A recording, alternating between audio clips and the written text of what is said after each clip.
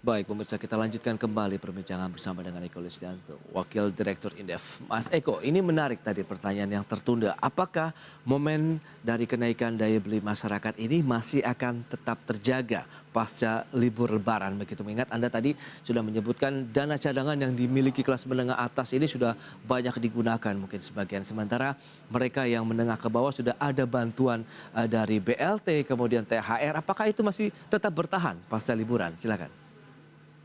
Ya, ini mungkin adalah hal yang tidak mudah ya bagi Hmm, pemerintah mempertahankan level konsumsi yang cukup besar di momen Lebaran begitu. Nah, oke. setelah Lebaran ini ekonomi itu akan lebih banyak tantangan juga begitu, Mas Pras ya. Dari mulai katakanlah ini beberapa hari yang lalu ya, The Fed itu menaikkan suku bunga yang cukup agresif. Betul. Ini kemungkinan akan juga direspon oleh bank sentral ya, dengan juga proyeksi saya sih akan ada kenaikan suku bunga acuan dari kita juga ya, dari bank sentral di Indonesia begitu. Karena apa? Karena eh, momentumnya itu ketika ini ya, The Fed itu menaikkan suku bunga, di Indonesia juga inflasinya tinggi ya, karena momen Lebaran ini biasanya akan membuat inflasi kita juga menanjak begitu. Oke. Kemungkinan ini kalau saya hitung-hitung mungkin sudah di atas BI rate kita ya, di atas bunga acuan kita, sehingga mau nggak mau central bank harus menaikkan suku bunga. Implikasinya adalah sektor yield-nya begitu. Sektor yield-nya akan kembali agak sedikit ngerem ya, karena tadi begitu ada kenaikan suku bunga ya, otomatis biasanya kreditnya tidak segampang kalau lagi dalam fase ekspansi. Nah, ini yang pertama. Yang kedua juga ada tantangan yang lain ini yang lebih saat ini memang dijaga di level rendah, tetapi sebetulnya secara tidak langsung ada subsidi begitu ya, karena yang menjaga harganya adalah Pertamina, sementara Oke. beban di Pertamina semakin bertambah ya, yaitu Pertalite dan LPG. Saya rasa dua komponen ini, dan mungkin juga listrik gitu. Itu dia, yang perlu dicermati berikutnya apa nih? Karena kita tahu kan tadi seperti Anda katakan itu kemungkinan terjadi pada semester kedua kenaikan LPG bersubsidi, kemudian BBM yang bersubsidi pun juga akan dilakukan. Kemudian listrik ada peluang juga untuk dinaikkan. Ini bagaimana nanti? Akankah ini juga berdampak untuk menekan kembali begitu daya beli masyarakat dari sisi kemampuan mereka? Ya, saya rasa memang ini tantangan ya. Kalau kemudian tadi kita lihat bahwa faktor diskonnya, pengurangnya itu kalau kemudian ada kenaikan-kenaikan di harga-harga tadi ya, harga Oke. energi, terus kemudian beberapa harga komoditas yang mungkin tidak akan segera turun lagi begitu ya, seperti mungkin minyak goreng ataupun juga komoditas lain ya, daging dan lain-lain. Nah, ini semuanya akan berkontribusi untuk menekan lagi pertumbuhan ekonomi begitu. Hmm. Nah, sehingga diperlukan upaya begitu bagaimana agar setelah Lebaran ya tidak segera katakanlah menaikkan harga-harga yang bisa diatur oleh pemerintah ya, seperti LPG, Pertalite ataupun juga listrik. Ini harus ada manajemen tertentu ini ya begitu. Nah, walaupun memang di sisi lain ya tekanan terhadap cash flow-nya Pertamina juga tentu akan meningkat. Nah, ini mungkin peran dari APBN di situlah punya peran begitu untuk bisa katakanlah durasi ini harus dijaga ya, momentum ini.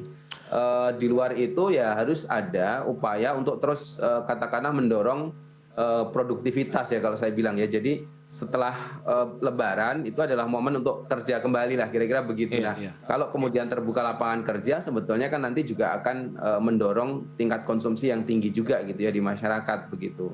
Nah, Oke. mudah-mudahan ini terjadi karena sebetulnya ada momen bahwa kalau misalkan setelah Lebaran ini tidak ada lonjakan kasus COVID, kan optimisme masyarakat ini kan akan meningkat begitu, Mas Pras. Nah, Betul. disinilah kemudian peran kebijakan untuk bisa menyediakan ya, bagaimana kalau mereka misalkan berusaha di UMKM juga izinnya cepat begitu ya, izinnya mudah, terus kemudian juga berbagai macam fasilitas ada ya, disediakan untuk masyarakat-masyarakat yang terutama kelas menengah bawah ya, yang memang mau memulai usaha lagi begitu.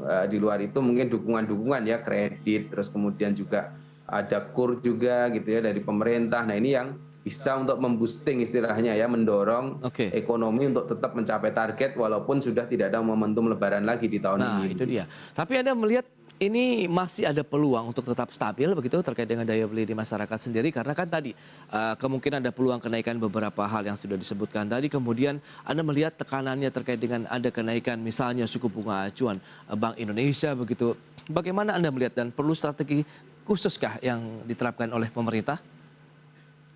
Oke, strategi khusus tetap diperlukan ya karena menjaga momentum pertumbuhan ekonomi yang katakanlah tinggi namun didorong oleh konsumsi ini ya tidak gampang begitu ya. Artinya tadi harus ada momentum lebaran. Nah, berikutnya momentum apa lagi begitu. Misalkan nanti ada momentum Idul Adha ataupun setelah itu juga mungkin ada Natal ya dan tahun baru. Tapi kan itu masih akhir banget begitu ya. Yes. Nah, yang semester 2 ini yang awal-awal ya saya rasa harus membuat momentum ya. Seperti misalkan ya berbagai macam event yang ketika kemudian mereka masyarakat ini kembali lagi untuk mendorong konsumsi lebih tinggi. Apa itu? Misalkan ya event-event pertunjukan misalkan begitu ya atau Oke.